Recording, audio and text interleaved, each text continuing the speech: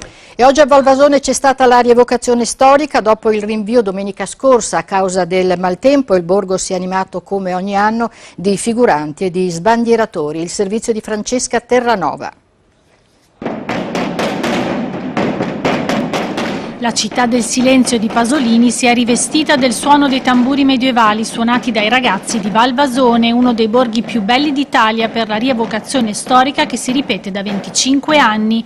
Qui non si studia solo la storia sui banchi, la si crea rappresentandola e variando ogni anno l'argomento, sempre restando in epoca medievale. Quello scelto per questa edizione sono i vichinghi e la storia di Beowulf. Una coppia di viandanti ha trovato qui l'amore. Io sono una nobildonna, non troppo nobile, che si è unita a questo bandito. E intanto al fiume le donne lavano i panni. Con questo sapone che è fatto con il grasso di maiale, la soda caustica, la pece greca, l'allume di rocca e del talco per profumare.